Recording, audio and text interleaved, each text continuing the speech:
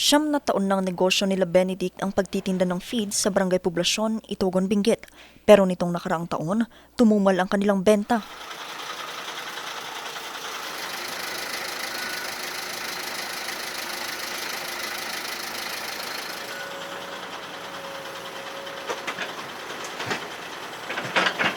Ang kalsada sa Sitio Goldfield na papunta sa kanilang pwesto, nagsara sa makailang ulit na pagguho ng lupa.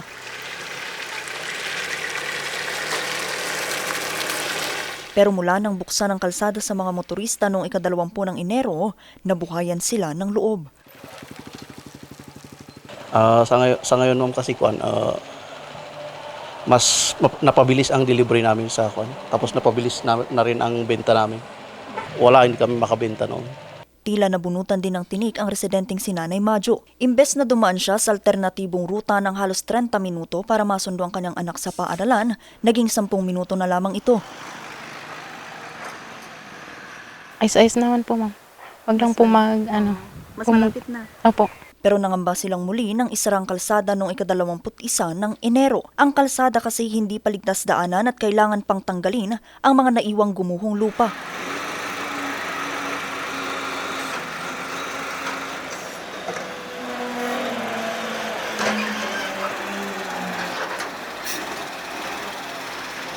Pero matapos ang 3 linggo, muli itong binuksan noong Martes, February 10 sa mga motorista.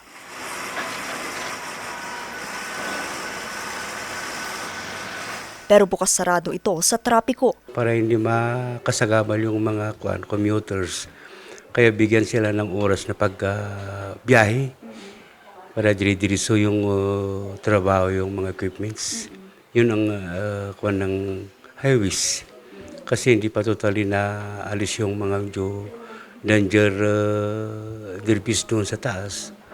Kapag maalis yun, pwedeng may declare na passable at saka walang window hour kapag medyo malawak mag-three-way yung daan. Dapat mapalawak yung daanan para kung may babagsak dun sa taas, meron siyang malalagyan.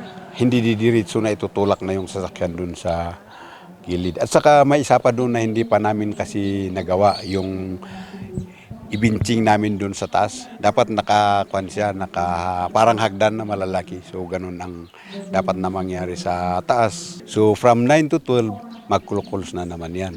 Kasi mag-ooperate sila sa pagki-clearing. So from 12 to 1, open na naman. At saka 1 to 4, close na naman. From 4 sa gabi, open na yan. So yun ang pero hindi pa siya nadideclare na talagang open na. Ayon sa LDRRMO, posibleng matagalan pa ang pagsasagawa ng clearing operation. Sa kanilang pagsisiyasat, hindi pa raw sira ang sementadong kalsada sa lugar na natabunan at maaari pa rin itong madaanan kapag natanggal na ang tumabong lupa.